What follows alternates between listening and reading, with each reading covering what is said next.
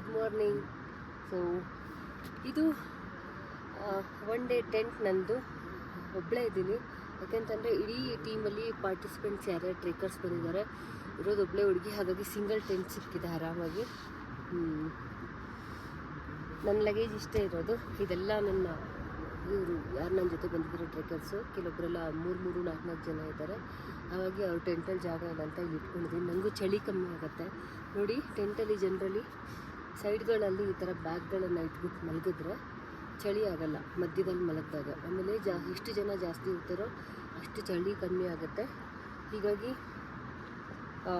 ಅವ್ರ ಬ್ಯಾಗ್ ಎಲ್ಲ ನಾನೇ ತರಿಸಿ ಇಟ್ಬಿಟ್ಟು ಆರಾಮಾಗಿ ಮಲಗಿದ್ದೆ ರಾತ್ರಿ.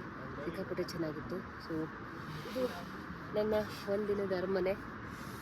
ಜನರಲಿ ಟೆಂಟ್ ಅಂತಂದರೆ 2-3 ಹುಡುಗಿಯರು ಇದ್ದೇ ಇರ್ತಾರೆ. ಬಟ್ ಎಕ್ಸ್ಪೆಡಿಷನ್ ಆಗಿರೋದ್ರಿಂದ ಹುಡುಗಿಯರ ಸಂಖ್ಯೆ ತುಂಬ ಕಮ್ಮಿ. ಹೀಗಾಗಿ ಸ್ಪೇಷಿಯಸ್ ಆಗಿ ಸಿಂಗಲ್ ಟೆಂಟ್ ಸಿಗುತ್ತೆ. ಸಿಂಗಲ್ ಟೆಂಟ್ ಸಿಕ್ತು ಅಂತ ಮಾತ್ರ ಖುಷಿ ಪಡೋದಲ್ಲ, ಯಾಕೆಂದರೆ ಚಳಿನೂ ಜಾಸ್ತಿ ಆಗುತ್ತೆ. ಬಟ್ ನಿನ್ನೆ ಚಳಿ ಆಗಿರಲಿಲ್ಲ. ಆ್ಯಂಡ್ ಆ ಕಡೆ ವ್ಯೂ ತೋರಿಸ್ತೀನಿ ನನ್ನ ಟೆಂಟಿಂದ ಹೆಂಗಿದೆ ಅಂತ ನೋಡಿ.